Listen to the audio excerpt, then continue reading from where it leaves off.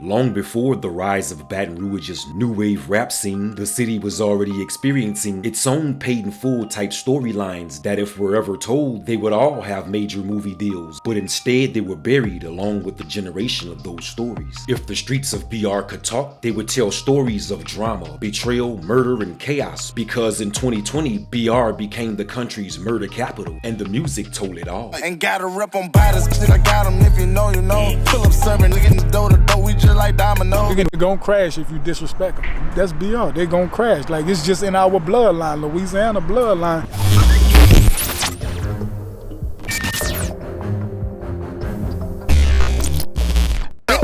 I'm from Louisiana, you know we go down. And I remember Webby had said, y'all don't thug how we thug. It's a different level of thugging. Louisiana rappers, they too real. They can influence the whole world. It's just a whole different world, right? Yeah, New Orleans, they like the cities. We call them the city. We can definitely understand the difference between Baton Rouge and New Orleans. Although the title of this video may suggest they're at odds, they're not. The relationship between New Orleans and Baton Rouge have always been a healthy one. And although they're only 50 miles apart, they're different in almost every aspect. Yeah, that's crazy that, you know, for a city to be so close that they're so different. Say, brother, what's hot? Man, I'm sick of these niggas. They cut like we cut in the way on that cap, huh?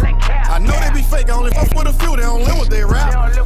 As far as the industry goes, their accents, style of flow, the wardrobe, and swag are all distinctively different. And it's not ironic to say, but the only thing they share alike is that bout it street life mentality that keeps them both high ranking when it comes to the nation's most dangerous cities. You're a Baton Rouge native. Are the problems of Baton Rouge the same in New Orleans? A lot of killing go on in Baton Rouge. Somebody died down there every day. For everybody that died in Baton Rouge, they probably got 3 dying in New Orleans. New Orleans, bro, always had that problem. They won't give us a nothing, so we took everything.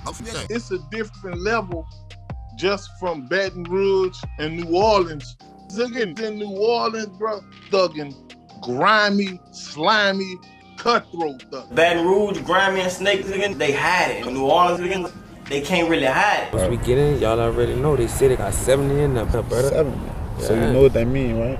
Yeah. Gotta lay these niggas down. Them niggas to go get a job at the hotel just to jack the cars in VIP. You feel what I'm saying? Them niggas to go get a job at Popeyes just for their partners to come jug that bitch up. You feel me? Baton Rouge is more of a, like, don't step on my toes, prove a point thing. Like, niggas have a lot to prove.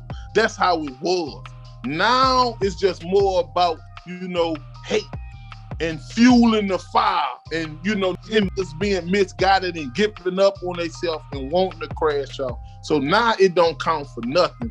Like, even the thugs don't want to thug with the way it's going now. The old saying, there must be something in the waters, carries a lot of weight, because when it comes to crime and violence, there are several consecutive cities along the Mississippi with some of the worst reputations and are always top 10 for the most dangerous cities in the US. The river starts at the top of Minnesota and travels through 9 states before ending up where it's the muddiest, from Baton Rouge through New Orleans and into the Gulf of Mexico, and is the same muddy waters that surround the entire city of New Orleans. There's something in the water in Louisiana, man. All y'all shit is crazy, you ask me. A river's main function is to cleanse and purify everything in its path, washing away all the filth and bad energy along the way. Then it settles in New Orleans, which is known worldwide for housing some of the nation's most haunting energy. You know, Baton Rouge is really rough, but this year New Orleans, the murder rate is up 48%. You in the studio every day.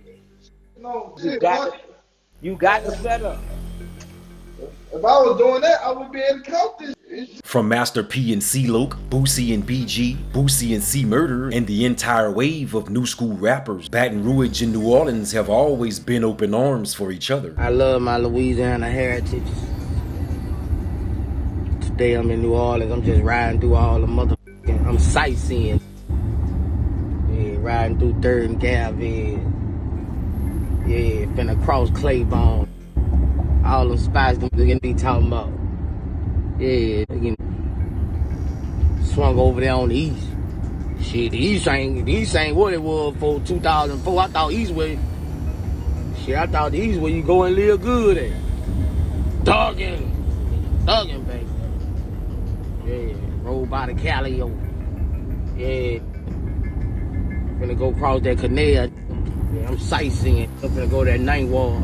New Orleans and Baton Rouge are cousin cities and have always been there for one another, both musically and support-wise. And after the 2005 hurricane, they drew even closer. When I first moved out here, bro, I moved out here in Katrina. Right after Katrina, that's where I went for a year. I stayed there for a whole year. I loved the Baton Rouge. Young Boy is another BR native with strong ties to the NO, and even spent some time there while on probation due to leaving Baton Rouge as part of his release agreement, and while there made several solid relationships with some of New Orleans' most prominent players. When Young Boy first came, I think he was just coming home and they assigned him parole when he had to be out here and all that, when he was doing all that out here.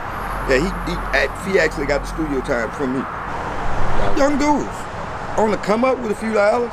Like, I had a lot of respect for the dude Dump, and I think if Dump wouldn't have died, Youngin would move. Like, Dump was, from what I saw, by the time he been around, Dump was the OG. And if he wouldn't have got killed, he would move a lot different. But them little young dudes, they need OG, and Dump was that. From what I saw, Dump was it. He talked different.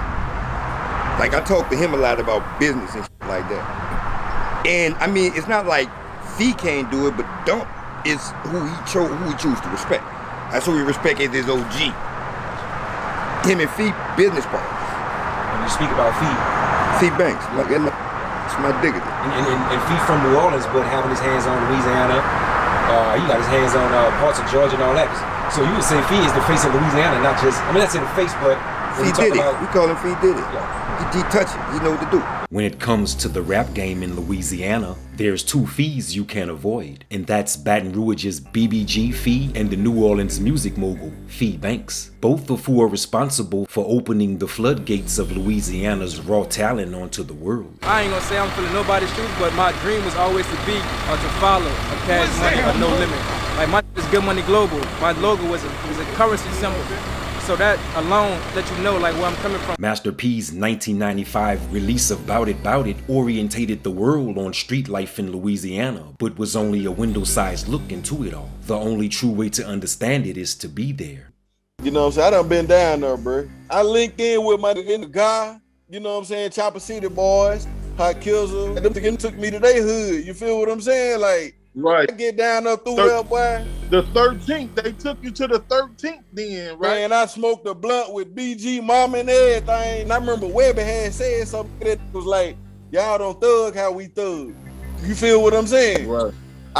God, bro.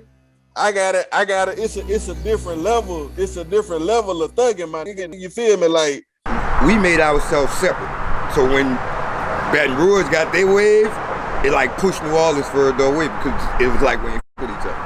So Baton Rouge wasn't mentioned in no motherfucker from New Orleans. New Orleans ain't never mentioned Baton Rouge.